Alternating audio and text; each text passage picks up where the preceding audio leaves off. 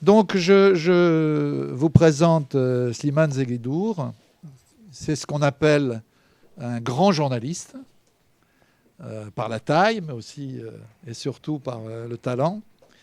Il est éditorialiste à TV5 Monde, après avoir été grand reporter au Monde, à ce qui s'appelait à l'époque le Nouvel Obs, à Géo, à Télérama, El País, La Vie.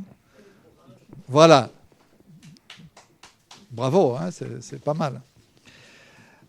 Il vient de publier donc ce livre qui s'appelle Sors, la route t'attend, qui n'est pas un livre de journaliste, je dois le dire. C'est un livre d'un homme qui part à la rencontre de ses racines, ou qui repart à la rencontre de ses racines.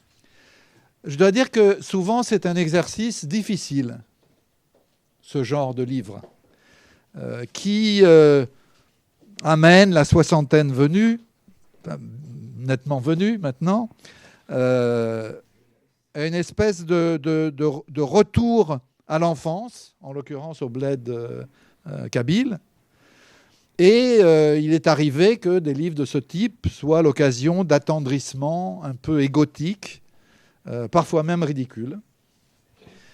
Et je veux dire que le livre de Slimane, c'est tout le contraire de ce que je viens de dire. Je le dis parce que c'est vrai que c'est souvent ou parfois le cas.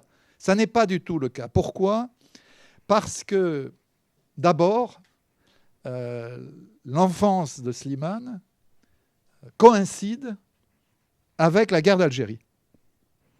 Et que donc, vous proposez dans votre livre quelque chose de très précieux, c'est-à-dire des va-et-vient permanents entre la petite histoire, si j'ose dire, la vôtre, celle de vos proches, du bled, etc., et puis la grande histoire, celle de votre pays, avec d'ailleurs quelques bonds en arrière vers la période du début de la colonisation et quelques bonds en avant vers la période de la guerre civile. Mais ce qui est très intéressant pour moi, l'ayant lu attentivement, j'y ai passé une bonne partie de mon week-end, c'est que même la grande histoire se manifeste au travers de la petite. C'est-à-dire comment les grands événements qui rythment la guerre d'Algérie, ou des événements antérieurs ou postérieurs, ont des répercussions sur la Mechta d'El Wejda, puis sur le camp de regroupement près du chantier d'Eragen. Et moi qui, pour des raisons familiales qui n'ont pas d'intérêt ici, croyais bien connaître cette page noire de l'histoire de France, j'avoue en avoir découvert de nombreux aspects que vous traitez très concrètement dans le livre. Et la première chose, je veux signaler, bien sûr, qui frappe, c'est la misère inouïe, je dis bien inouïe, du bled, des gourbis sans eau, sans électricité, un froid prégnant, pas de chauffage, la maladie qui emporte votre frère et ensuite votre sœur. Maladie, je signale qu'à l'époque, il y a 1 million de morts du typhus. 1 million de morts du typhus. Je pense aussi, au-delà de la misère, à la guerre des clans, qui est impitoyable, à l'exode régulier, on part, on revient, et ça frappera un certain nombre d'obsédés de l'islam, une absence totale de l'islam, qui n'existe pas dans la réalité de la vie de votre bled. Autre chose qui m'a beaucoup frappé, je choisis 2 exemples, je pourrais en prendre beaucoup d'autres, c'est les conséquences des massacres du 8 mai 1945 à Sétif, à Guelma, à Kherrata et dans tout le Constantinois. Je savais évidemment que l'horreur du 8 mai 1945 en Algérie avait en réalité fermé la porte de la négociation et ouvert celle de la lutte armée avec, très vite, après 9 ans, la nuit du 1er novembre 1954. Mais je ne mesurais pas, et vous le verrez en lisant le livre, combien Sétif a marqué sur le terrain, dans l'ensemble de la Kabylie, mais en particulier là où vous vous trouviez. Et au fond, tout ça vous permet de répondre à une question que vous posez, et sur laquelle je conclurai cette brève présentation. Je vous cite. « Pourquoi des hommes vivant côte à côte depuis un siècle en sont-ils si soudainement arrivés à s'étriper avec une cruauté aussi bestiale ?» Au fond, c'est une des questions qui traverse votre livre. Alors voilà, la règle du jeu vous est connue. Vous avez 20 à 30 minutes pour présenter votre livre. Et puis ensuite, vous répondrez, si vous le voulez bien, aux questions de nos amis. Éventuellement, j'en rajouterai quelques-unes parce que, comme vous le voyez, j'ai pris beaucoup de notes en vous lisant. À vous. Merci Dominique pour cette généreuse présentation. Alors, comment parler de ce récit? En fait, l'idée d'écrire, de raconter l'histoire de mon village et du camp où j'ai grandi a émergé dans ma tête dès mon adolescence. C'est-à-dire quand nous sommes arrivés à Alger après l'indépendance, on a eu un tel ostracisme de la population algéroise, un tel refus de nous accueillir, alors que nous venions quand même de l'enfer, de la guerre, que nous étions indépendants, tellement subjugués par le drapeau. On a été reçus avec une telle violence que dans mon esprit d'enfant, évidemment, cette violence était incompréhensible. Les enfants refusaient de jouer avec moi dans la rue. Ma mère allait les supplier de jouer avec moi. À l'école, on ne voulait pas s'asseoir à côté de moi. Que j'ai refoulé immédiatement le dialecte, les habitudes. J'ai essayé de faire plus algérois que les Algérois, mais, et je vous assure que c'est vrai, secrètement, j'avais gardé une espèce de fierté, d'orgueil d'être celui qui vient du bled et qu'un jour, il fallait que cette histoire du bled était intéressante et qu'il fallait la raconter. Ça, c'est le premier élément central de la pulsion à raconter cette histoire. Le deuxième élément qui m'a poussé à cela, c'est qu'après l'indépendance, j'ai lutté pendant 30 ans avec la bureaucratie pour faire venir l'électricité et la route qui ne sont jamais venus. Et donc, j'ai d'une certaine manière jeté l'éponge, renoncé complètement. Et le troisième élément, c'est celui dont parlait Dominique, c'est-à-dire on arrive à un certain âge, on a suffisamment de détachement, et on a envie de solder, de sortir toutes les photos de l'enfance, tout l'album, de classifier, dater, de plier et de classer l'affaire pour penser à autre chose. Voilà ces trois éléments. Maintenant, pour le cœur du récit. Il se trouve que sans la guerre d'Algérie, je ne serais pas ici à Paris pour raconter ce livre que j'ai écrit, je ne l'aurais pas écrit. Je ne serais peut-être pas de ce monde. Je m'explique. Je suis né dans le Djebel, comme la majorité des Algériens de l'époque. Le Djebel, c'est un monde de montagnes et de clairières, de forêts, sans route pour y accéder.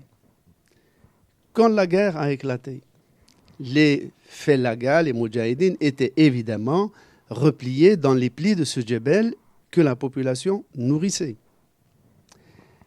Les officiers de l'armée française, lorsque la guerre commence en 1954, se disent le seul moyen de priver le FLN de gîtes et de nourriture, c'est de retirer toute la population du Djebel vers la plaine où des militaires vont les contrôler. Et dans ce cas-là, le FLN sera livré à la solitude et il mourra et il périclitera. C'est une théorie qui est venue par des officiers qui ont fait l'Indochine et Dien Bien Phu et qui ont été transférés directement de l'Indochine à l'Algérie. C'est la doctrine de la guerre révolutionnaire. Ils ont utilisé le concept de Mao, selon lequel la guérilla devait être comme un poisson dans l'eau. Eh bien, il fallait retirer l'eau au poisson et le poisson étouffera. Nous étions l'eau du bocal. Et c'est ainsi qu'à partir de 1957, et ça c'est l'un des tabous, le tabou de la guerre d'Algérie, ce n'est pas la torture, car la torture était connue dès 1957 avec Henri Alleg. C'est les camps. C'est un tabou pour le gouvernement français d'avoir fait des camps, et c'est un tabou pour le gouvernement algérien qui n'a rien fait pour ramener les gens chez eux. Donc jusqu'à maintenant, sur les camps, il n'y a pas un documentaire, il n'y a pas un colloque, il n'y a pas un livre, sauf un en France, sur les camps. Que Michel Rocard avait dénoncé. Que Michel Rocard avait dénoncé. Et ensuite, Le Monde et Le Figaro sont allés faire des reportages. Donc, on nous met dans les camps. Et moi, quand on décide de nous déplacer en 1957 vers les camps, j'ai déjà 4 ans. Donc, je me rappelle vaguement de quelques souvenirs au village, dans notre hameau.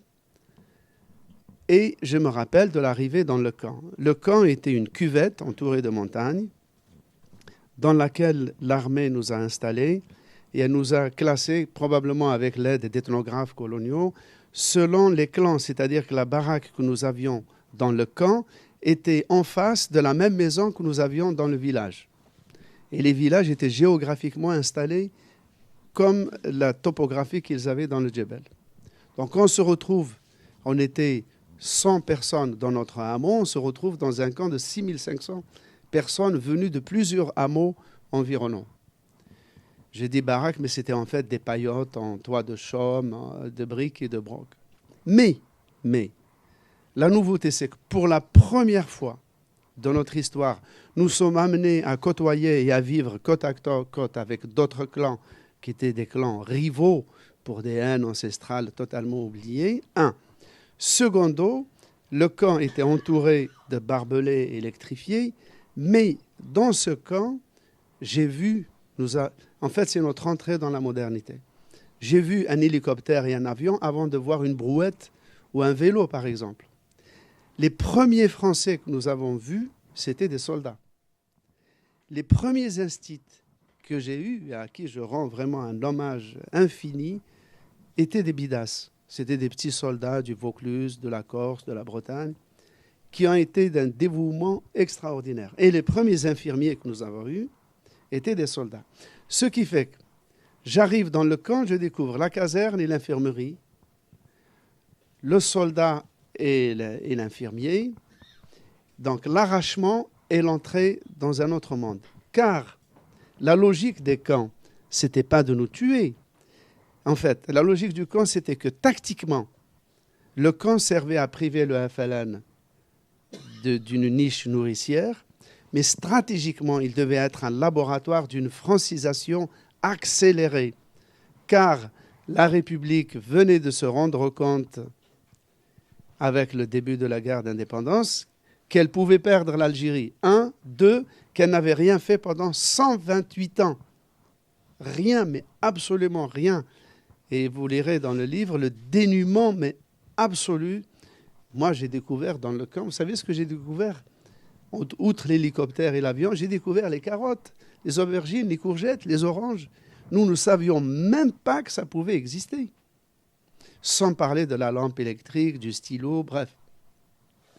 Donc la République décide de faire du laboratoire, le laboratoire d'une fabrication accélérée, à cadence lourde, de Français.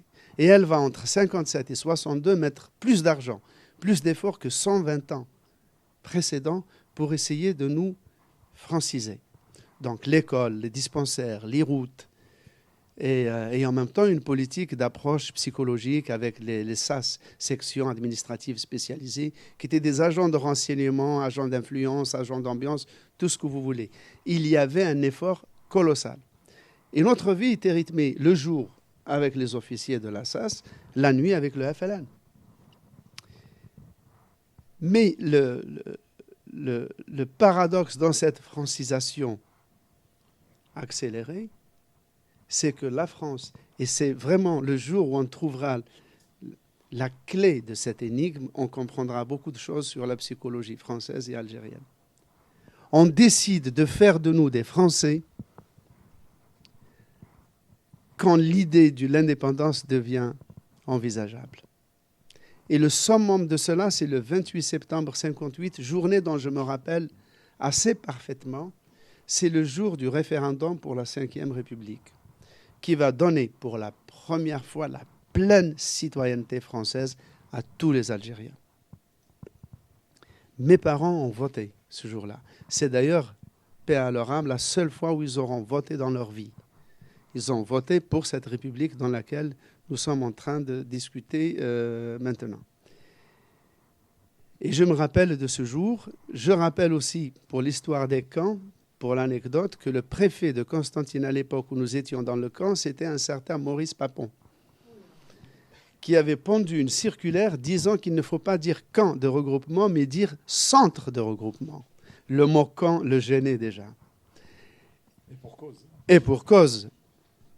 Et donc, dans ce camp, je passe partie de mon enfance, et en grandissant, mes souvenirs se sont précisés, et en écrivant, j'ai vu certains paradoxes de cette histoire. Par exemple, nous avions ce que nous appelions les vrais Français, c'est-à-dire les Français du contingent, qui étaient venus des métropoles et qui n'avaient aucun contentieux historique avec nous. Donc, eux, c'était les infirmiers et les instituts ou les officiers des affaires de la SAS. Il y avait à côté les parachutistes, les bérets rouges, qu'on voyait de loin, qui venaient seulement pour les rafles le matin, et qui, eux, étaient pour la moitié des Allemands et des Hongrois.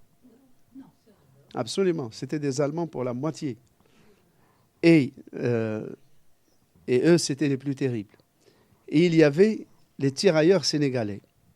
Et votre serviteur a vu pour la première fois des gens prier en groupe après un appel du muezzin. C'était des soldats français sous uniforme français, mais c'était des soldats sénégalais.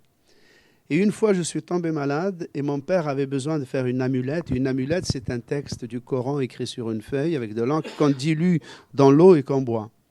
Et c'était l'aumônier des tirailleurs sénégalais chez lesquels mon père m'a amené, qui a griffonné des trucs du Coran, qu'on a fait fondre dans l'eau et qu'on m'a fait boire. Donc c'est cela l'islam que nous connaissions. Le reste, c'était la croyance dans les esprits qui gardent les maisons, les esprits qui gardent les sources, qui gardent les vieux arbres, qui gardent les champs, qu'on implorait, que j'implorais, plus notre santon local, dont le marabout était à 10 km du village et que j'imaginais avec une barbe blanche, un peu comme dans les gravures de Gustave Doré. Et je ne verrai de mosquées, d'imams, de femmes voilées, de gens gros, qu'une fois que je suis parti à Alger. Pas dans notre archaïsme, il n'y avait rien de cela. Nous étions trop au néolithique pour entrer dans la civilisation du voile, de la mosquée, etc. Alors, pour terminer et rentrer dans le débat peut-être, le camp va faire un chambardement dans notre société. C'est-à-dire que nous avons eu la chance qu'à proximité de notre camp, on allait ouvrir un barrage hydroélectrique, construire un barrage hydroélectrique. Et du coup, les 1500 hommes du village, du camp, dans les autres camps, ils périclitaient dans la déprime parce qu'ils étaient des assistés, ils vivaient mal. Nous, par chance, il y avait un barrage. Et donc, tous les hommes ont été embauchés. Donc, de fait là, ils basculent, ils montent, ils deviennent ouvriers avec un salaire régulier. Premier changement. Deuxième changement, jusqu'ici, depuis des millénaires, nous produisions notre maigre nourriture. Là, on va se mettre à acheter des produits finis, dont le pain français, la baguette, que nous mangions parfois sans rien d'autre, comme si c'était une brioche. On le voit sur une photo. On le voit sur une photo, oui. Et donc, on va se mettre à consommer. Et à tel point que le mot fellah va devenir rapidement une insulte. De traiter quelqu'un de fellah, c'est-à-dire de non civilisé. Et tous les objets que nous allons découvrir dans le camp les carottes, les oranges. On va leur donner des noms français pour la plupart, ou du français déformé. Je publie d'ailleurs un glossaire de ce vocabulaire à la fin du livre. Mon père, qui était un simple cultivateur, lui et son frère vont ouvrir une épicerie dans le camp. Donc, petit banc encore supplémentaire, on devient des petits bourgeois. On construit une baraque avec des planches et des tuiles ondulées, le luxe. Et mon père et mon oncle achètent un camion. Ils achètent un camion et ils deviennent des tout petits bourgeois. Et comme le métier de camion le fait partir d'un camp à l'autre tous les vendredis pour aller vendre, il est contacté par le FLN et il devient quelqu'un qui approvisionne le FLN en pâte aux grasses, en couverture, selon une méthode que je décris dans le livre. Lorsque le barrage est terminé, les eaux inondent le camp et on nous fait transférer dans un autre camp. On nous transfère dans cet autre camp et là, en 61, et là, les pourparlers pour l'indépendance sont déjà un secret de Polichinelle. Et qu'est-ce qui se produit? Il se produit qu'au fur et à mesure que les discussions sur l'indépendance progressent, la France nous retire la médecine, les infirmiers, les officiers des affaires indigènes, et le FLN arrive dans le camp de plus en plus tôt, c'est-à-dire dès le crépuscule. En fait, j'assistais à une substitution de pouvoir progressive et sans douleur, même si la violence et les assassinats continuent. Le jour de l'indépendance, je me rappelle d'un avion qui est passé, il a lâché des tracts. Et dans le pâté de baraque où nous étions, j'étais le seul à savoir lire. Et j'avais lu le mot « cessez le feu ». Et là, j'ai vu l'explosion de joie. Et j'ai vu pour la première et dernière fois mon père danser. Je l'ai vu danser. Donc le lendemain, on prend nos baluchons et nous entrons dans le village. C'était une journée de printemps comme on connaît en Kabylie, mais explosant de fleurs, de coquelicots sur les champs. Et nous arrivons dans une superbe lumière au village, méconnaissable. L'armée avait enlevé des portes pour que les moudjahidines ne puissent pas dormir dedans. Toutes les cours étaient envahies de ronces, d'herbes sauvages. C'était totalement inhabitable. Mais quand même, nous sommes restés. Et nous avons dormi dans la maison. Entre-temps, le FLN, lui, se bat pour la guerre. Et nous, on est largués. On est complètement abandonnés. Il y a des escadrons de la mort qui commencent à régler des comptes, qui tuent. J'ai un de mes oncles qui a été tué à la hache. Et pour faire vite, nous nous rendons compte très vite, pas moi, mais mes parents, que nous sommes face à l'inconnu. Qui va venir nous gouverner? En septembre, on va aller à l'école où? Quelle école? Quel endroit? Quel institut? L'inconnu. Mon père va travailler où? Travailler la terre, c'est fini. Donc on prend nos baluchons et nous partons à Alger. J'ai oublié de dire, les déplacés vers les camps ont été déplacés de 16 000 villages vers 1000 camps de regroupement. Ça a totalisé 2,5 millions de personnes, c'est-à-dire 40% de la paysannerie algérienne a été déplacée.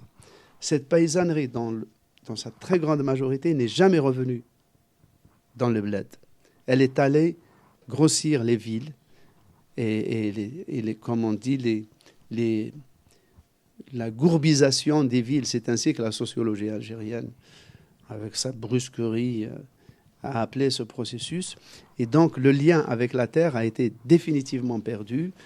Et le poids de cette extirpation se fait sentir encore, puisque l'Algérie importe 80% de sa nourriture.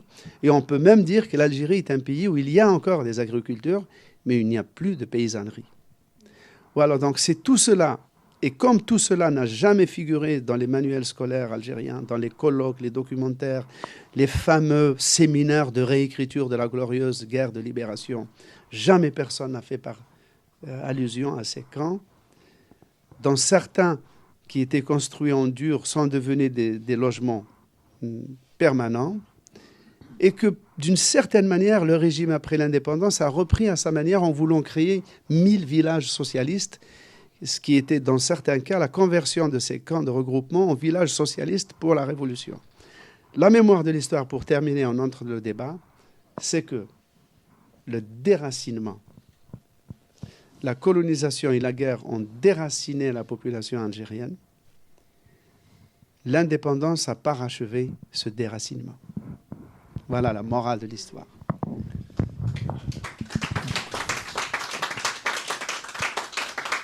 Merci beaucoup. Je crois que les contempteurs de l'Algérie, les déçus de l'indépendance de l'Algérie oublient ce que vous venez de dire sur la situation dans laquelle s'est trouvé le pouvoir algérien immédiatement après l'indépendance. Avant de donner la parole à nos amis, je suis encore resté sur ma faim quand même, sur un aspect professionnel.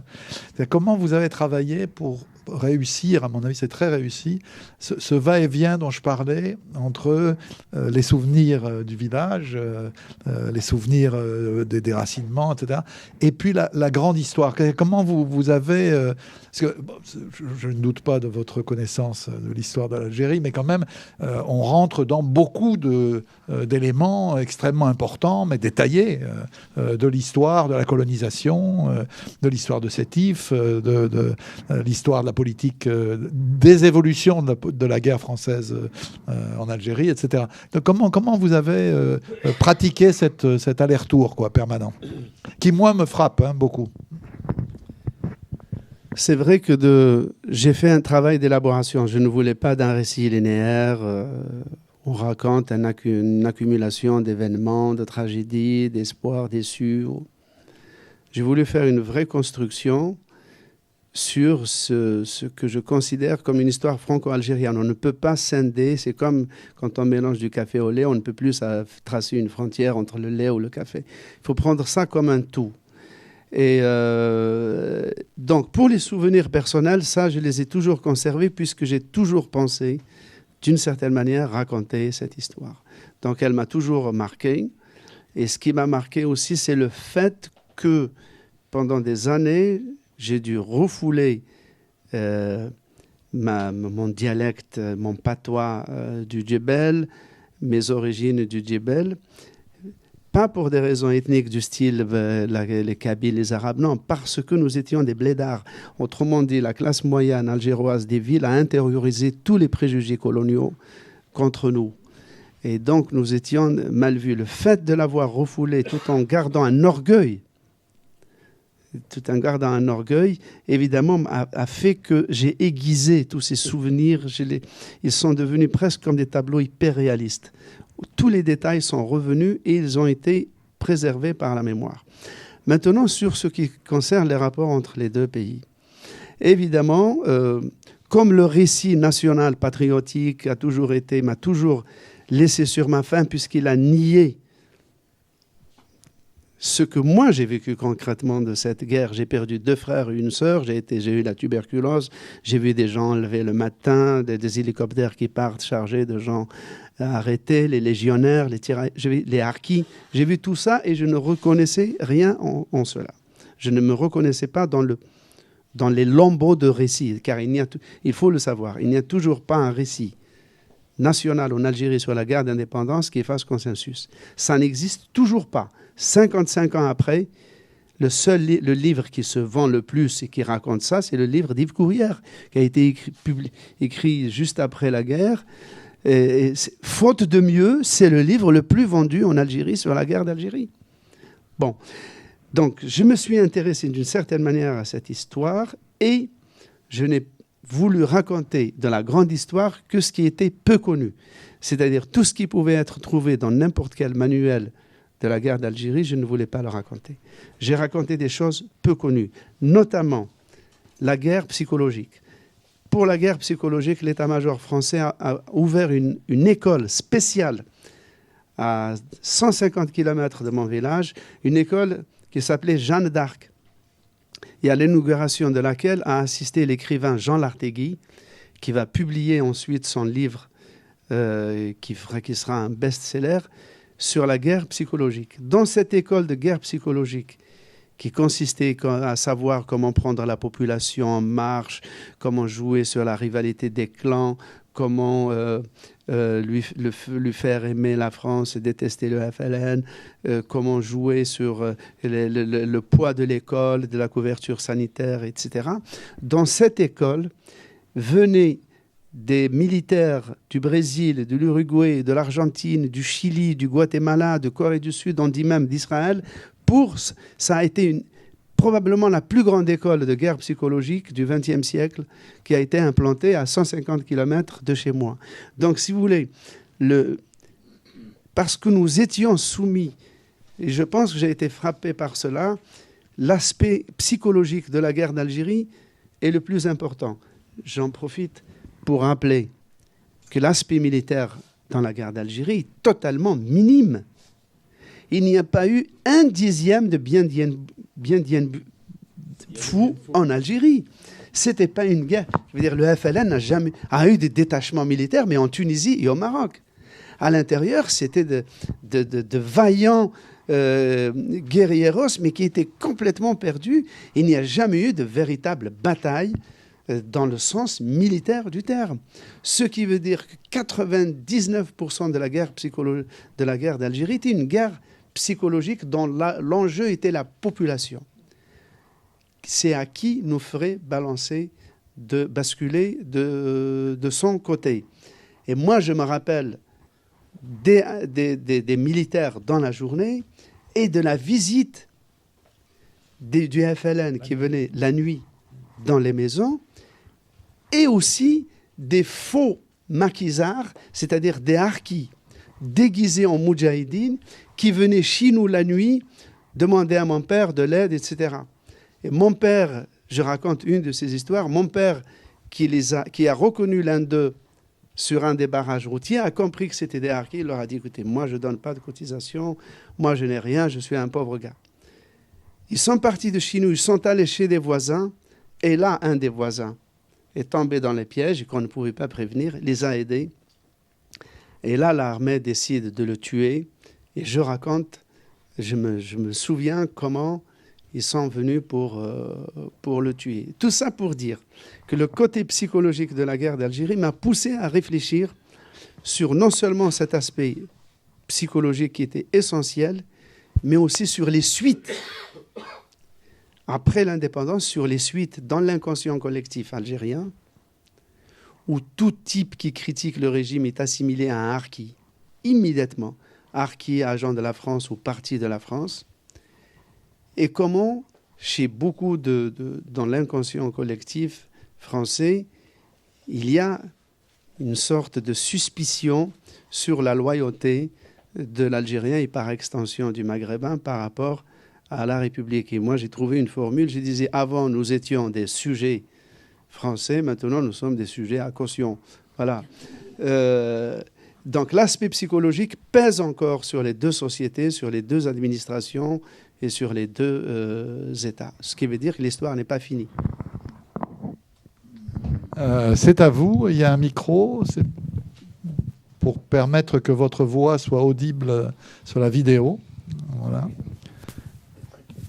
Je vous en prie. Moi, je serais assez intéressé par la suite de votre histoire. Vous arrivez à Alger, vous naturalisez algérois. Ça a été pénible, ça a été fructueux. Qu'est-ce qui s'est passé après? Oui, votre je ne sais pas comment appeler ça, mais votre insertion, voilà, dans la nouvelle société algéroise que vous découvriez. Notre ami veut savoir ce que vous allez écrire dans le prochain livre, quoi. Voilà. Écoutez, je suis arrivé à Alger à l'âge de 9 ans et maintenant, avec le recul complètement apaisé, je peux dire que ça a été le plus grand choc culturel de ma vie. Car nous pensions confusément que nous étions dans notre pays libéré et on a cet ostracisme ultra violent, le fait qu'on se moquait de notre patois. Et moi, je suis né dans une région où il y a un patois unique, c'est un mélange 50% berbère, 50% arabe, enfin arabe algérien. Et donc c'est un patois tellement particulier, tellement risible pour les Algérois qu'il y a eu une série policière dont le seul mérite et le seul intérêt était que l'inspecteur, qui s'appelle l'inspecteur Tahar, parle dans ce dialecte. Donc c'est dire le complexe qu'avaient les gens de ma région par rapport aux Algérois. La différence, c'est que mes cousins ont complètement oublié, alors que moi, je cultivais presque jouissivement tout ce dialecte. J'ai même un petit dictionnaire, un petit carnet où je notais les noms des plantes dont le manque d'usage pouvait me faire perdre la mémoire. Donc cette fierté a fait que je suis devenu un Algérois à l'extérieur, tout en restant ce que j'ai été dans le bled. Le deuxième choc, c'est dans les années 70, je suis allé travailler dans un journal dans un fanzine, comme un simple stagiaire pour l'été. Et j'arrive dans le centre d'Alger où il y avait ces journalistes et je tombe nez à nez avec... C'est comme si j'avais basculé à l'ONU. Je tombe dans un milieu qui était fréquenté par les exilés pratiquement du monde entier. Les exilés brésiliens, chiliens, argentins, mozambicains, angolais, du Timor oriental, du Front de libération du Québec, du Black Power. J'ai vu Stockley Carmichael, Eldridge Cleaver, Myriam Makeba. Et là, c'était un autre univers. Et je dirais même, c'est maintenant que je m'en rends compte, avec les Algériens, j'étais toujours le blédard, le kabyle, l'arabe, le djidjilien. Et avec ces gens-là, j'étais un Algérien. C'est seulement avec eux que j'étais perçu comme un Algérien. Et le fait d'être entré dans ce milieu, pendant 2 mois m'ont suffi pour dire c'est fini les études. J'étais en 3e. C'est fini les études.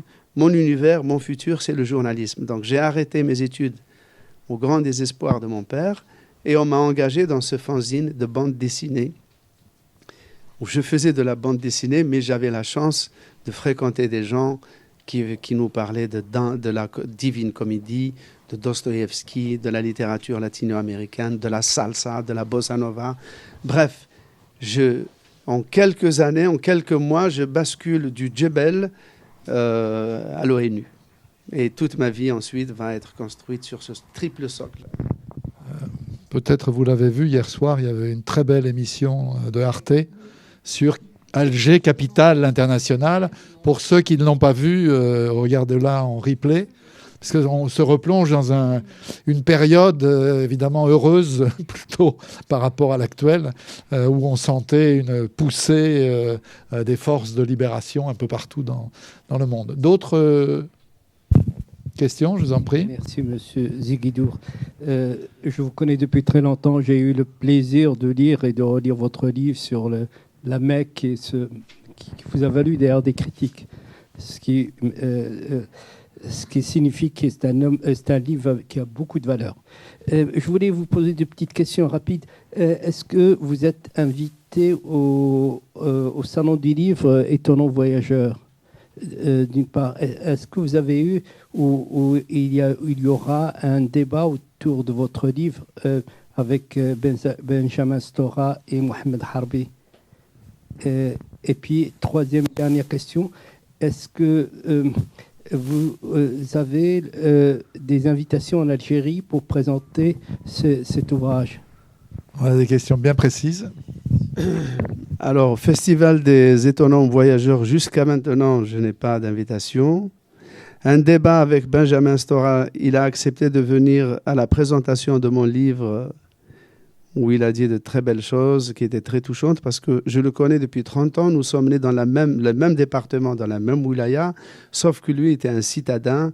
C'était un Algérien indigène juif devenu français en 1870, alors que moi, je suis un indigène, un frère resté jusqu'en 58 sujet français.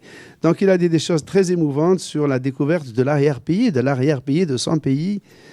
Je connais Mohamed Harbi, je serais ravi de discuter avec eux si ça pouvait se présenter. Alors, est-ce que je suis invité en Algérie? Je n'ai aucun contentieux avec l'Algérie, régime, société, pays, paysage, absolument aucun. En tout cas, de mon côté. J'ai eu une très bonne presse algérienne jusqu'à maintenant. sur le livre. Mais invité, je n'ai pas été invité. Même le Centre culturel algérien à Paris, j'ai toujours pas d'invitation. Mais ça, je veux dire, ce n'est pas particulier. Débattre de la guerre d'Algérie c'est-à-dire, si j'étais un Norvégien, j'aurais plus de chances d'être invité pour en parler. Mais il y a un problème algéro-algérien, il y a une sorte de névrose qui fait que les gens ont du mal à reconnaître. C'est comme si, lorsqu'un Algérien parle, c'est comme s'ils avaient peur qu'il allait dévoiler des secrets d'alcôve, de l'alcôve nationale, c'est tant est qu'il y a une alcôve nationale. Et c'est vrai que c'est problématique, pas pour moi, c'est pour tout le monde. C'est pour ça que les livres de Yves Courrière ou de Gilbert Meignet sont plus vendus que les livres écrits par des Algériens sur la guerre d'indépendance. Là, il y a un vrai problème. Je profite, vous avez évoqué le décret Crémieux sans le nommer, mais c'est de lui que vous parliez pour la naturalisation française de la famille de Benjamin Stora.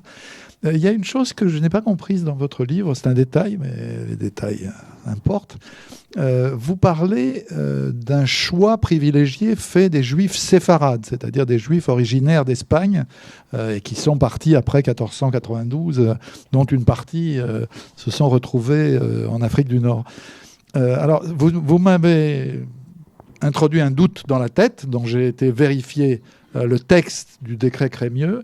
Le texte ne mentionne pas d'origine particulière, c'est-à-dire tous les juifs considérés comme tels ont bénéficié de la naturalisation par la France.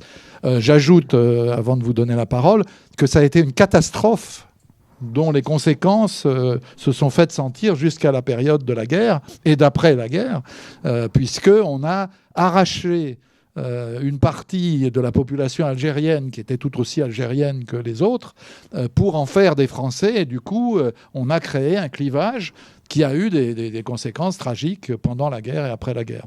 Sinon, on n'aurait pas en France ces centaines et centaines de milliers de pieds noirs qui ont pensé qu'ils n'avaient plus leur place en Algérie après la guerre, alors que s'ils étaient restés algériens comme les autres, ils auraient eu leur place parce qu'ils n'auraient pas pris le parti de la France et a fortiori le parti de l'OAS.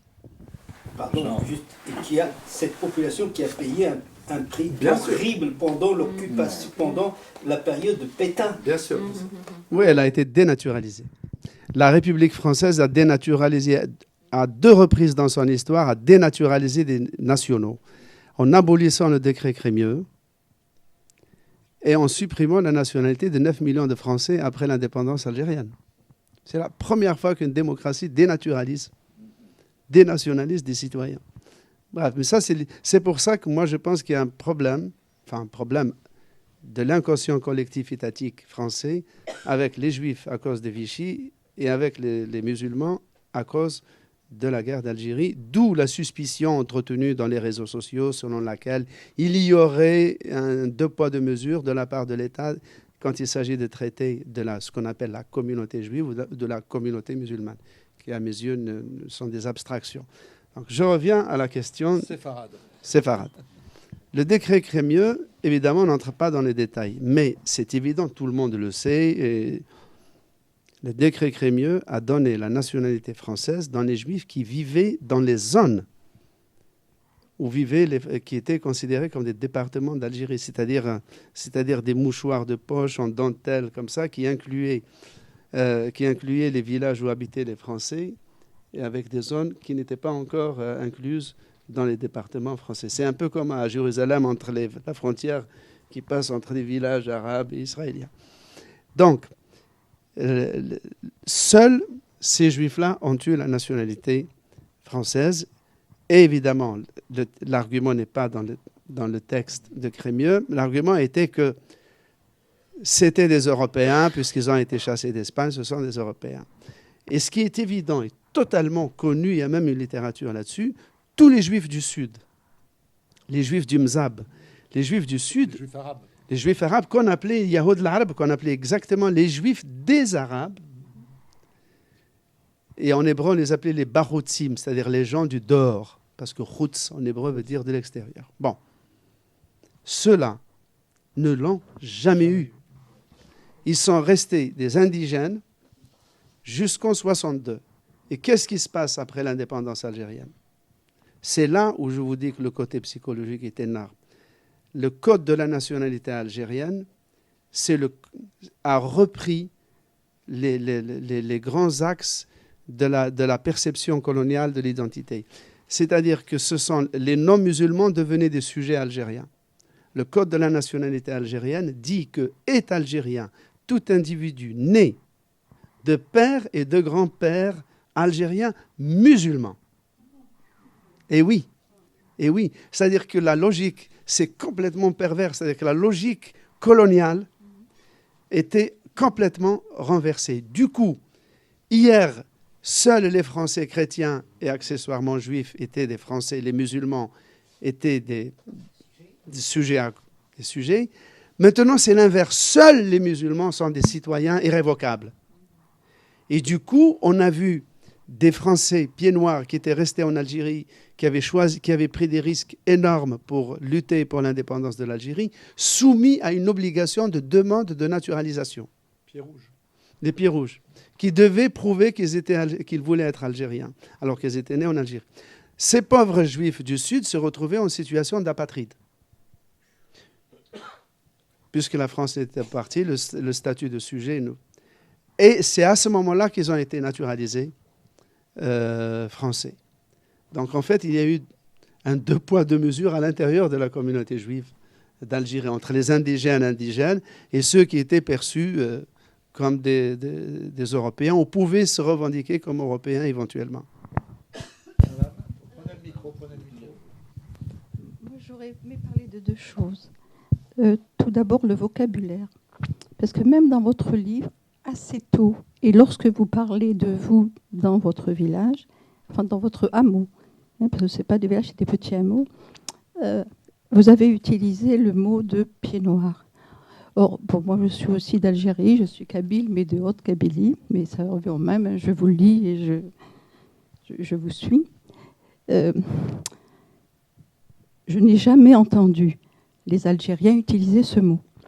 Je l'ai entendu pour la première fois par des Français, et souvent, comme on disait, les Français de France, considérés comme pas racistes envers les Algériens, en particulier les journalistes. Et je me souviens sur Europe numéro 1, qui utilisaient ce mot de pied noir, mais de façon très négative, concernant tous les petits Français qui vivaient avec les Algériens, qui n'avaient pas su vivre en intelligence avec eux. Et ça m'a un petit peu ennuyé, je vais vous dire pourquoi. Parce qu'à l'époque, donc à la fin de la guerre, le mot pied noir n'était pas apprécié des Français d'Algérie, des Européens d'Algérie, parce qu'on disait les Français et les Européens d'Algérie. Il n'était pas apprécié parce qu'ils sentaient que c'était un mot qu'il est rejeté. Et petit à petit, il y a comme une évolution, bien que j'ai lu il n'y a pas longtemps un article qui disait que les Européens d'Algérie n'aimaient pas qu'on les traite de pieds noirs. Et pourtant, il y a les associations de pieds noirs et tout. Donc, bon, c'est des choses que je ne comprends pas. Mais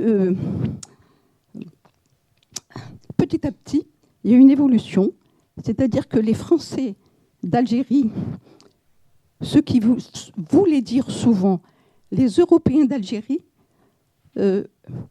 qu'ils soient juifs ou musulmans, parce qu'il y avait une différence entre les juifs qui étaient européens, qui étaient venus et qui étaient français, et les juifs d'Algérie qu'on connaissait, avec qui on vivait, d'ailleurs il y avait une grande solidarité qui avait eu lieu souvent pendant la Deuxième Guerre mondiale, et ils étaient toujours avec nous pendant les 8 années de guerre. Et il y avait une séparation, ils n'étaient pas appelés pieds noirs, en tout cas par les journalistes, etc., et surtout pas par les Algériens. Et là, brusquement, un jour, on apprend qu'eux aussi sont des pieds noirs. Là, c'est une deuxième coupure, je trouve, qui est vraiment grave aussi, parce qu'on n'est plus ensemble. Et alors, quand vous parlez aussi du décret Crémieux, moi, je vous dis, je suis rien du tout. Je suis juste quelqu'un qui a eu envie de connaître et de comprendre, comme vous, donc j'ai lu. Et en fin de compte, moi, je préfère aller lire des journaux, etc., plutôt que de lire des livres qui me résument quelque chose, alors qu'on peut essayer de voir ce qui s'est passé au cours des temps. Mais votre après, question, c'est quoi? mais pour parler après l'occupation, la France a souhaité créer des écoles en Algérie avant le traité Crémieux pour faire émerger une élite d'origine algérienne, musulmane, sur lequel elle asseoirait son pouvoir pour franciser toute l'Afrique du Nord. Et il y a eu les jeunes Algériens qui ont justement demandé à ce qu'on les naturalise français et que la France compte sur eux. Or, il y a eu en France, oui, mais les Juifs de France ont demandé à ce que ce soit les Juifs d'Algérie. Et il y a eu un combat comme ça, et le décret Crémieux n'a parlé que des Juifs. Et il y a eu aussi cette première séparation. Enfin, je veux dire, il y a eu quand même ça. Alors, l'utilisation du terme pied noir. Alors, d'abord, dans mon village, je n'ai jamais dit que dans mon village, on appelait les Français pieds noirs. C'est vous qui en parlez comme vous rédigez. Ah oui, mais parce qu'aujourd'hui, les pieds noirs eux-mêmes se désignent comme un peuple pied noir. Comme les bourgs en Afrique du Sud, ils ont fini par assumer, totalement intégrer. Ils se fâcheraient si on n'utilisait pas le mot pied noir. J'aurais maintenant des gens avec des pancartes dans la rue. Oui, ce ne sont pas les Algériens qui ont inventé. C'est important aussi. Oui, mais j'ai donné l'importance que je pouvais donner au vocabulaire. D'ailleurs, j'ai dit dans le chapitre 2 ou 3, nous ne savions même pas ce qu'était l'Algérie. Quand le mot Algérie, on ne savait même pas ce que ça veut dire, ni le mot français d'ailleurs. Les deux mots, on ne les connaissait pas. On disait Nsara, les chrétiens, et nous, on était les Arabes, mais pas les Arabes dans le sens ethnique, c'est-à-dire les noms Nsara. C'était ça les perceptions que nous en avions. Et j'ai essayé de restituer comment, par exemple, comment nous percevions les Français, enfin ce que nous appelons aujourd'hui les Français, non pas comme un peuple différent ou une autre culture, mais comme des gens venus d'ailleurs, comme des esprits venus d'un ailleurs, des êtres bizarres. C'est comme ça que la perception que nous, les blédards, parce que nous, à la différence des Algérois qui vivaient dans les villes ou qui vivaient dans la plaine, qui eux avaient des contacts quotidiens avec les Français, nous, on a vu les Français 2 fois dans notre vie. En 1853, quand MacMahon, Bosquet et Saint-Arnaud sont venus jusque dans mon village, j'ai trouvé des archives que je cite, pour pacifier, comme on disait, ou reconnaître, comme disaient les associations de géographes. Une fois qu'ils ont montré qui était le maître, ils sont repartis, on les a vus seulement revenir en 1954. C'est-à-dire un siècle après. Entre-temps, on avait des gens qui partaient faire la guerre, où on avait des gens qui allaient, comme mes grands-parents, travailler comme métayers à Sétif chez les colons suisses, ramenés par Henri Dunant, d'ailleurs, l'ancien créateur de la Croix-Rouge, à Sétif. C'est tout. Sinon, nous n'avions aucun contact avec les Français. D'autres questions, Marie-Claude? Oui, je voudrais comprendre les conséquences de ce grand déracinement sur l'Algérie d'aujourd'hui. Est-ce pour cela, à cause de ce déracinement, que l'Algérie n'a pas une agriculture digne de ce nom, malgré ses grandes plaines fertiles, et qu'elle est très dépendante des produits agricoles de l'extérieur? Et la deuxième chose, 16 000 villages qui ont été évacués, ça doit marquer le paysage. Est-ce qu'il y a des villages en ruine? Est-ce qu'on trouve des pierres? Comment c'est marqué dans le paysage? Et en plus, est-ce que c'était toutes les wilayettes qui étaient concernées ou simplement celle d'où tu venais? Oui, je vous en prie. Une question qui précède la nôtre. Pourquoi les habitants des regroupements n'ont pas eu envie de reprendre leur... Est-ce qu'ils n'ont pas été, parce qu'ils n'ont pas été aidés? Pour quelle raison? Parce que je crois que c'est effectivement déjà été général. Pratiquement aucun... L'ancien village a été repris une nouvelle vie. Alors, le retour au village, comme je l'ai dit, le lendemain de l'indépendance, le lendemain du tract annonçant l'indépendance, nous avons pris nos baluchons et nous sommes partis au village. Le lendemain. Le problème, c'est que c'est pour cela que la guerre et les camps sont la première rentrée des Algériens dans la modernité, par la violence avec fracas. C'est que nous avions tâté de la médecine, nous avions tâté de l'école et nous ne pouvions plus nous en passer. C'est ça le problème. C'est que, en plus, le fait d'avoir quitté le village pendant 5 ans, Nous avons perdu le lien avec les saints du village, la sanctification des sources, des vieux arbres. Toute cette magie, cet enchantement est parti. Il ne restait plus quelle école, quel médecin. Et le FLN était trop employé dans ces guerres internes pour le pouvoir, pour s'occuper de nous. Nous avons été totalement livrés à nous-mêmes et nous sommes partis vers les villes. Alors, maintenant, pour répondre à la question des villages. Moi, je dis, j'ai lutté contre la bureaucratie et j'ai publié des articles, même ici, pour montrer que mon village, alors que les gens de mon village ont contribué à la construction du barrage d'Eraguén, qui est le plus grand complexe hydroélectrique du Maghreb, mon hameau est à 6 km. 6 km. Je me suis battu, on s'est battu à coup de pétition pour que les gens qui ont construit le barrage puissent avoir une goutte d'eau de ce barrage dans leur maison ou une ampoule électrique. Nous ne l'avons jamais eu.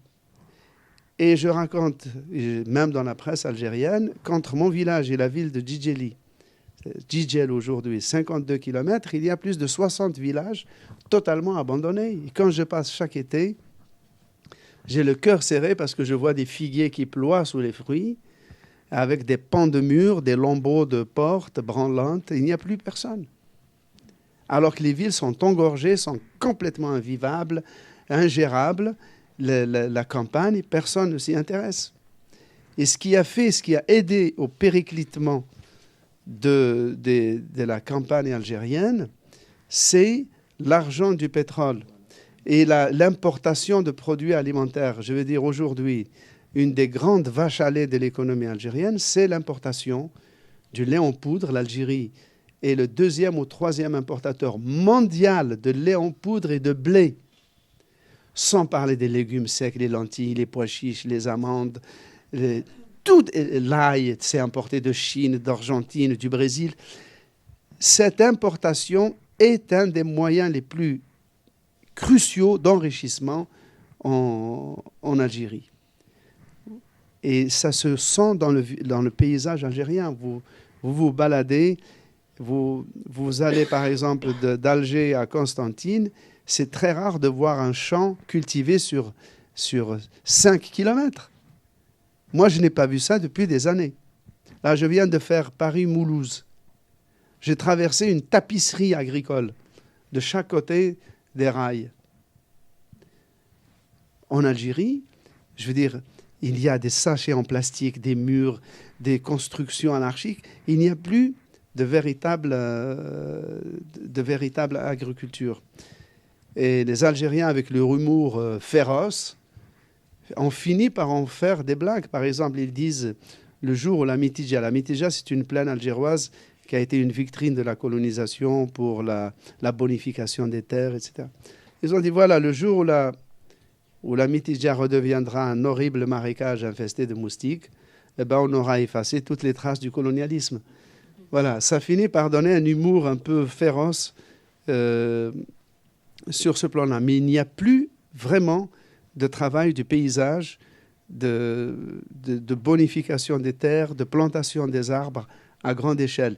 Les incendies de forêt font des ravages en Algérie. Chaque année, je crois pouvoir dire que l'Algérie est le seul pays méditerranéen qui n'a pas un seul Canadair pour éteindre les incendies. Il m'est arrivé de rester à Bougie pendant 4 jours. Le sommet d'une montagne est brûlé. Pendant 4 jours, il a fallu que le feu bouffe jusqu'à la dernière brindille pour que le feu s'arrête. Pendant 4 jours, j'en étais malade de voir le feu brûler alors qu'il y a un préfet, il y a une région militaire, il y a des pompiers. Ils auraient pu demander, comme le font tous les pays méditerranéens, de l'aide. On leur aurait envoyé allègrement des Canadaires. Eh bien, le feu a bouffé la forêt jusqu'au bout. Je rappelle que Georges Corme a beaucoup écrit sur le malheur du pétrole, les conséquences du pétrole, du gaz, sur les pays qui ont la chance ou la malchance, en l'occurrence, le malheur d'en profiter. Donc certainement, le pétrole joue un rôle majeur. Il y a sans doute un autre aspect, c'est que tout ce commerce de matières agricoles, c'est le lieu d'une corruption fantastique. Et ça pèse aussi dans les choix. Ça enrichit des gens. Il n'y a pas que ceux qui mangent, il y a aussi ceux qui se remplissent les poches. D'autres questions, monsieur? Oui.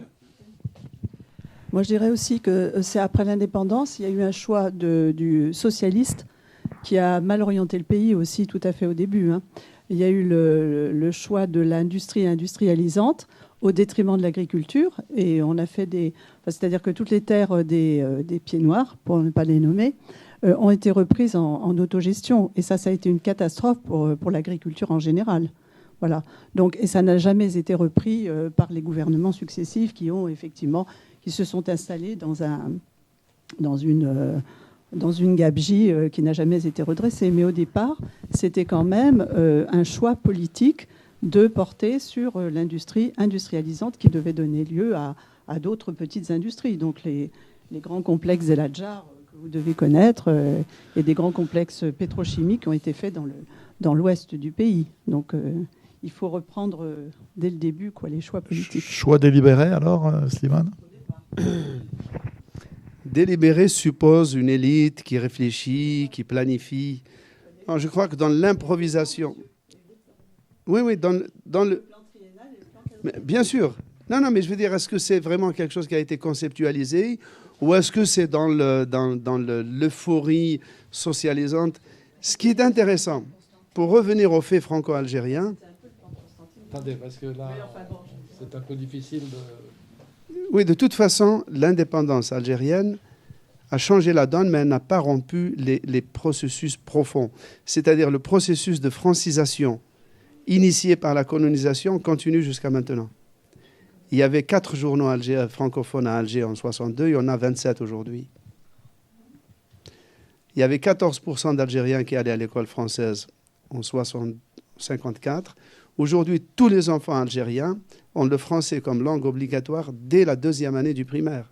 Donc l'Algérie est beaucoup plus française culturellement aujourd'hui qu'elle ne l'était pendant la colonisation. Il y a des dizaines d'éditeurs algériens en français. Il y a plus d'Algériens aujourd'hui en France qu'il n'y avait d'Algériens dans toute l'Algérie au moment où elle a été occupée par la France en 1830. Donc, les choix qui ont été faits après l'indépendance, il faut dire que la France coloniale partie, il y a toute une France de pieds rouges, etc., de conseillers qui se sont retrouvés au pouvoir en Algérie. Les de Bernice, etc. Autour de Ben Bella. Autour de Ben Bella. C'est eux qui ont commencé à conseiller en s'inspirant des méthodes de l'expérience soviétique, chinoise, albanaise, cubaine, etc., pour essayer de développer le pays. Donc, effectivement, l'ancien domaine foncier de l'État français est devenu le domaine, on l'appelle comme ça, dans le domaine du gouvernement algérien, et on a misé avec le mythe de l'ouvrier comme étant acteur de la modernisation, sauf que en Algérie, on a fabriqué des usines, on a créé des usines pour fabriquer des ouvriers, et non pas des ouvriers pour créer une industrie. Et l'agriculture, les terres qui ont été données à l'État pour faire la révolution agraire, ce qui devait être la révolution agraire, a très vite tourné court à cause de la bureaucratisation. Et toutes ces terres maintenant sont des terres qui sont des terres urbanisées avec une spéculation foncière et qu'on a donné à la construction. Il suffit de voir sur Google Earth ce qui est devenu la Mitidja. Aujourd'hui, il y a une conurbation entre Alger et Blida, 50 km de Mitidja, il y a une conurbation totale. Il n'y a pas 2 km de champs agricoles. Et donc, l'expropriation foncière qui a été commencée par la colonisation se poursuit sous d'autres formes. Par exemple, dans notre cas, j'essaye depuis 20 ans d'avoir des papiers pour des raisons purement sentimentales.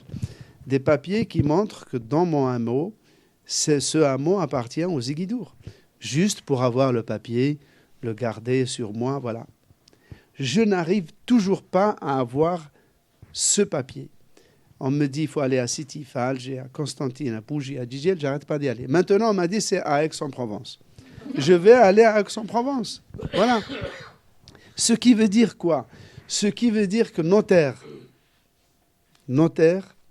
que personne ne revendique plus, puisque tout le monde est parti. Tous les villageois ont quitté leur village. Ils n'ont pas de papier qui prouve que leur village leur a un jour appartenu. Ce qui veut dire qu'à son corps défendant, et sans le vouloir, et sans y avoir même pensé, l'État algérien va se retrouver héritier d'un domaine foncier colossal. Et c'est une forme d'expropriation indirecte foncière du pays, parce que on ne peut plus prouver. Moi, les ruines de ma maison existent, j'y retourne tous les ans. Je n'ai aucun papier. Si on m'arrête, on me dit « Qu'est-ce que tu fais là ?» Je n'ai aucun papier qui prouve que c'est chez moi. Oui, je voudrais ajouter sous ton contrôle une chose, c'est qu'on a toujours tendance à tout rationaliser. C'est typiquement français, ça. Et puis c'est typiquement IREMO.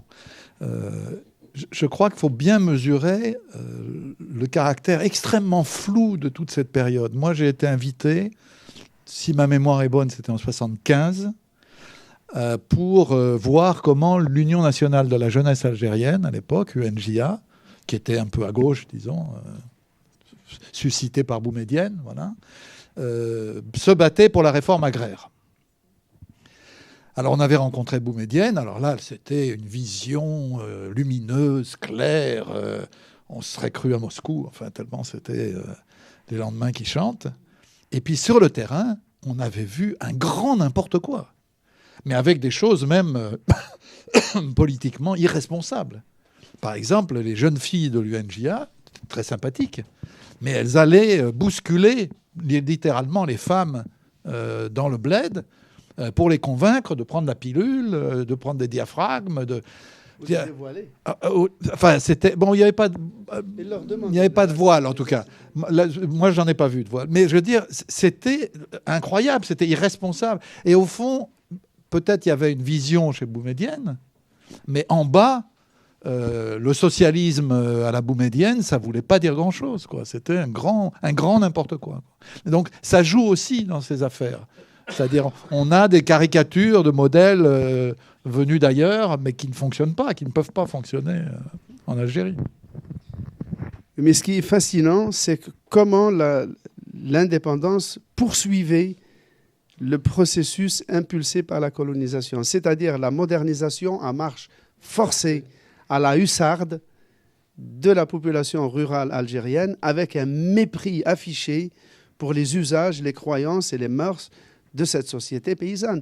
Je veux dire, l'administration algérienne a repris, inconsciemment évidemment, a repris les mêmes ressorts, et ce ressort continue jusqu'à maintenant.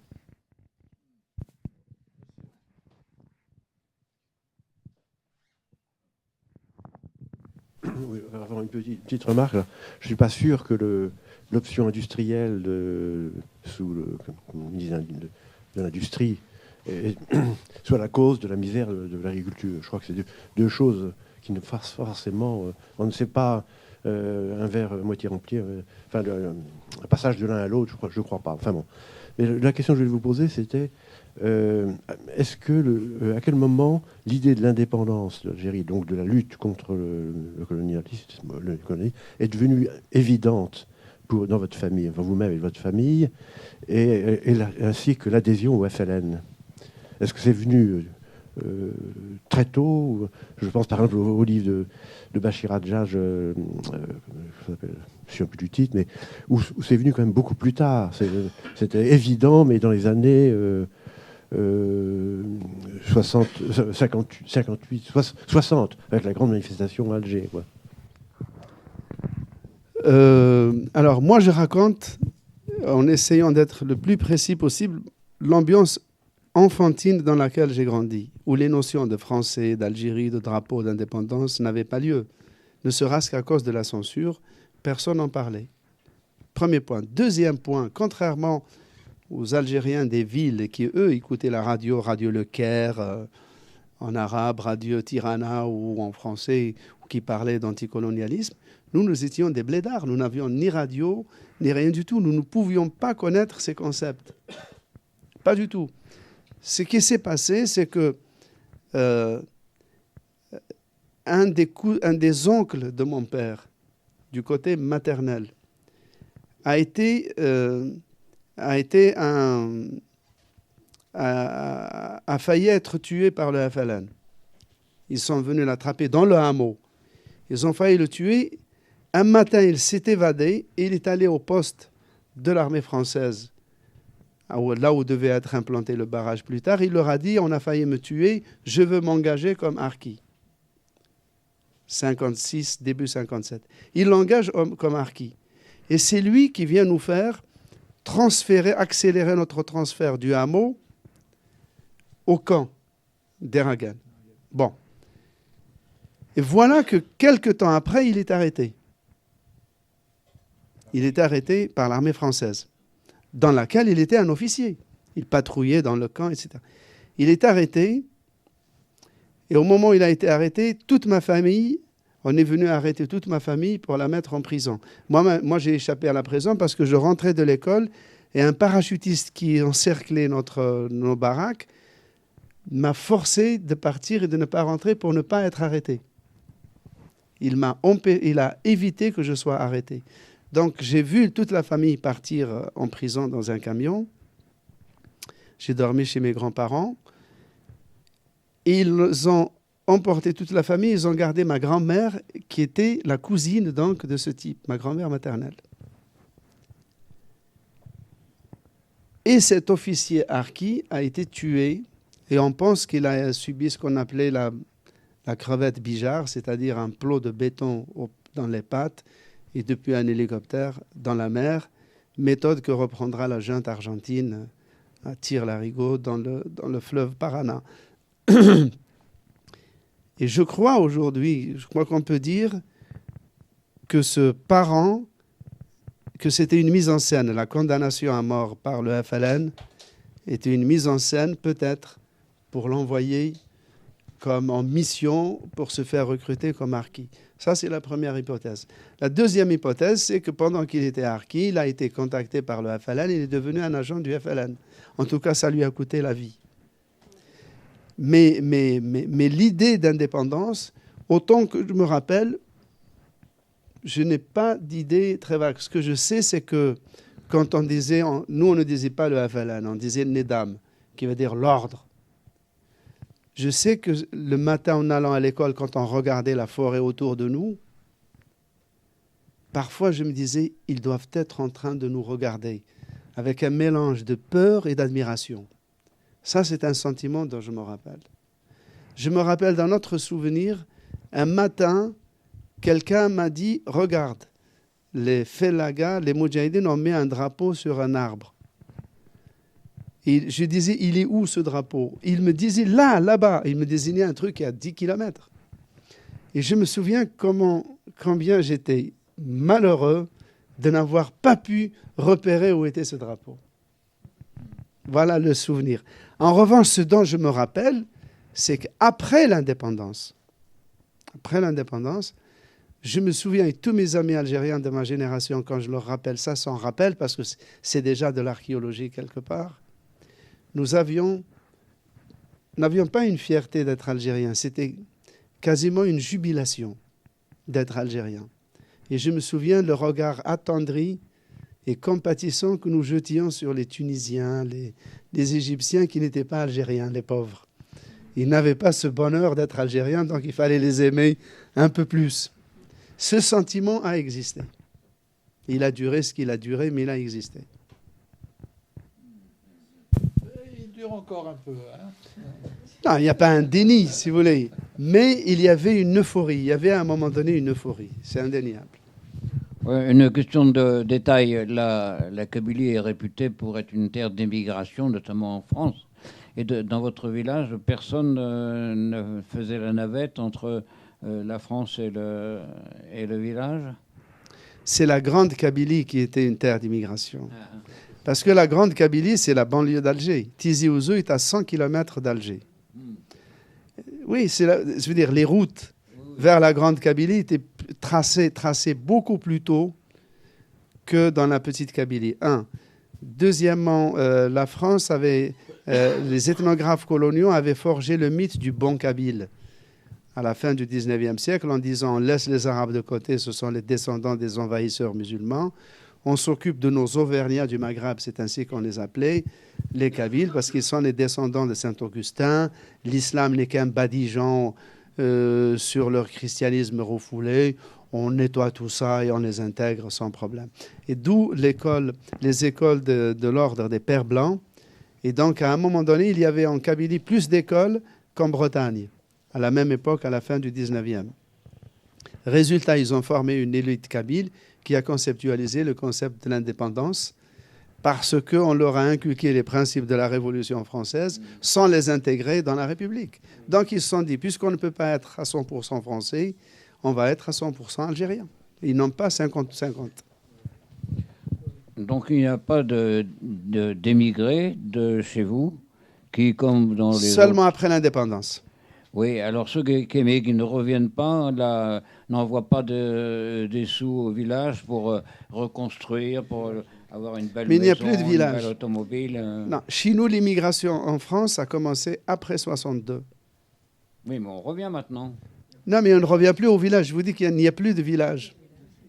À part quelques exceptions, il n'y a plus de village. Il n'y a plus de village. Le village et le djebel, c'est fini. Oui, c'est triste. Bah oui. Bon. Oui, allez-y. Deux points, s'il vous plaît. Vous n'avez pas parlé de Jean Amrouche. Je ne sais pas ce que vous pouvez en dire. Vous ne l'avez évidemment pas connu puisqu'il est mort en 1962. Enfin, vous étiez tout à fait enfant à ce moment-là, qui est de Kabylie, de son village.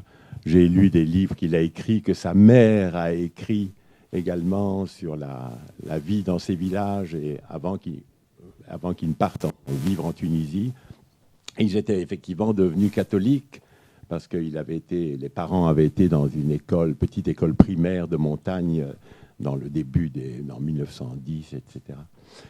Et donc, je voulais savoir éventuellement qu'est-ce que représente Jean Amrouche, est-ce qu'il a fait, est-ce qu'il a dit, est-ce que ça représente encore quelque chose en Algérie, est-ce qu'on l'oublie, est-ce qu'on ne l'oublie pas. Et alors, j'ai juste un deuxième point. Votre livre, où en est-il de la vente de ce livre en Algérie? Comment est-il reçu? À combien d'exemplaires a-t-il été imprimé?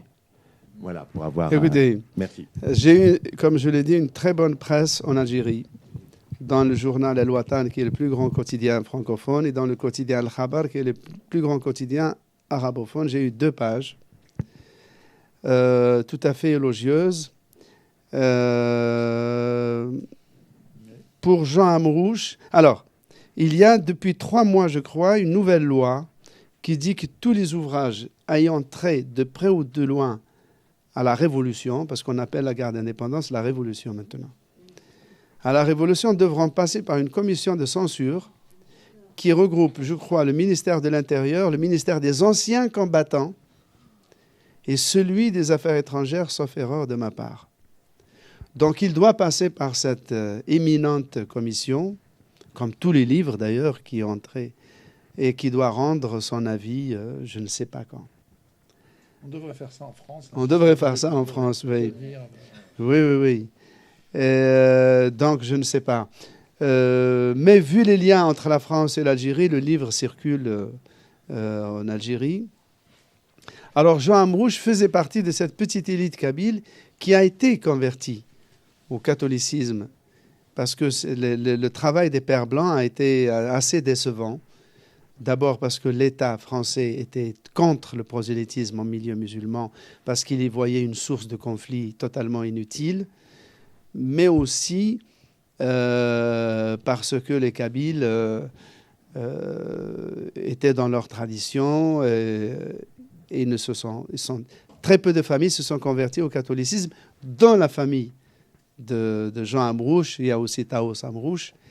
Et Jean Amrouche a écrit de très belles choses sur le déchirement, justement, entre le fait que, même en devenant catholique, pratiquant et totalement francisé, etc., il restait toujours sujet à caution.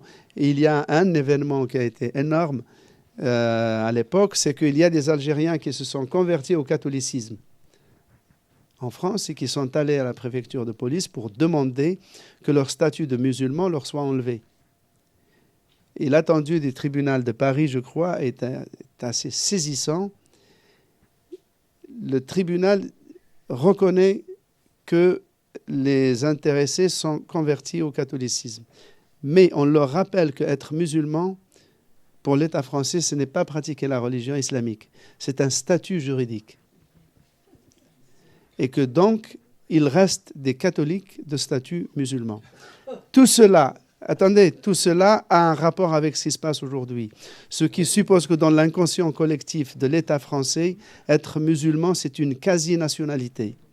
D'où la question, dont personne ne se rend compte comment elle peut être obscène pour des Français d'origine ou perçus comme d'origine musulmane, de faire des débats encore à la télé. Peut-on être musulman et français ? L'islam est-il compatible avec la... Ils ne se rendent pas compte comment ce débat est oiseux, puéril et en même temps obscène. Vous comprenez ? C'est que dans la République, être musulman, c'est une quasi-nationalité, ce n'est pas une religion. Une dernière question, parce qu'il est l'heure de finir. En ayant bien lu votre livre, j'ai l'impression que votre rapport à l'algérianité, à la kabilité, à votre enfance, à votre... vu ce que vous êtes devenu aussi, dont vous avez toute raison d'être fier, tout ça est quand même un peu compliqué. Plus que vous ne le dites aujourd'hui dans notre rencontre. Et il y a une anecdote que j'ai trouvée absolument magnifique, c'est vous arrivez de Paris à l'aéroport d'Alger et vous êtes un peu pénétré de cette problématique et vous tombez sur une immense publicité qui vous représente comme éditorialiste à TV5. Donc une espèce de choc comme ça, brutal. J'aimerais bien que vous concluiez là-dessus parce que ça me paraît une vraie question comme pour chacun de nous. C'est pas votre question à vous, c'est celle de chacun de nous. Merci pour cette question. Alors, écoutez, sincèrement, je n'ai jamais compris ce que c'est qu'un problème d'identité. Réellement. Je suis passionné, indigné, exalté par l'histoire franco-algérienne parce que je trouve que c'est une histoire unique qui n'est pas encore reconnue dans sa singularité par les Algériens et les Français, que c'est la raison de tous les quiproquos et les malentendus. Donc, personnellement, je peux le dire, je ne sais pas ce que c'est qu'un problème d'identité. Pour moi, dans l'absolu, il m'a suffi de savoir qui est mon père, ma mère, mes grands-parents, le village où je suis né, ça suffit. En écrivant mon livre, je me suis dit, mais c'est pas possible, les origines au lointain. Je me suis dit, admettons que pendant que j'écrive mon livre, un cousin me téléphone, me dit, Slimane, on a creusé et on a trouvé un coffret. Je me suis imaginé cette scène où on trouve que notre ancêtre qui a fondé le clan était un matelot catalan qui s'est échoué, qui est venu ici, ou alors un rabbin qui est venu du Maroc, ou alors un marchand, un ouléma qui est venu d'Égypte. Qu'est-ce que ça changerait ? Que dalle. D'abord, je n'aurais pas attendu cette découverte pour m'intéresser à ces cultures, et d'autre part, ça ne changera absolument rien du tout. L'anecdote dont parle Dominique, c'est qu'effectivement, en 2013, j'apprends que l'interdiction que mon village n'était plus zone interdite. Parce que pendant la guerre, la première guerre, le village a été zone interdite pendant 5 ans quand on était dans les camps. Et pendant l'indépendance, il est devenu zone interdite pendant 20 ans. J'ai 64 ans. Mon village aura été pendant 25 ans une zone interdite militaire. Je ne sais pas ce que vous vous rendez compte ce que ça fait comme poids à porter. Donc en 2013, je décide de faire un pèlerinage après 20 ans d'absence de mon village natal, que je n'avais pas vu. Donc je prends l'avion et c'est une visite un peu pèlerinage. J'avais déjà renoncé à l'électricité, amené l'eau, etc. Tout ça a été plié. J'étais totalement serein. J'allais en pèlerinage voir les lieux. Et voici qu'au moment où je sors de l'aéroport, je vois un panneau de TV5 avec ma tête, souriante. Je me dis, c'est pas possible. Après, je prends un taxi, je me balade, je vois les panneaux Jean-Claude Decaux, vous savez, et je vois ma tête dans les carrefours, dans les carrefours de tout. J'arrive au centre d'Alger et je vois face à la Grande Poste, pas loin de la Grande Poste, ma photo, éclairée la nuit. Et là, je me suis rappelé un des souvenirs les plus douloureux à Alger. J'étais avec mon père et il y avait deux types, que j'étais à côté d'eux, et l'un d'eux a désigné mon père en disant à l'autre, « T'as vu l'allure de plouc qu'a ce mec ?» en parlant de mon père. Écoutez, j'en ai ressenti une telle révolte, une telle douleur, mais en même temps, j'étais un enfant, je n'ai rien dit. Et le fait d'être là, à cet endroit, et de voir ma tête sur le panneau éclairé la nuit, je me suis dit, cette ville dont j'ai rasé les murs, eh bien, les murs maintenant me rendent hommage. C'est une revanche, voilà.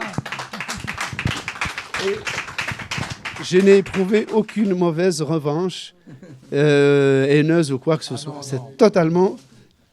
Une revanche pacifique. Voilà. Merci en tout cas beaucoup, c'était tout à fait passionnant. Et j'incite chacun à acheter, à lire votre livre.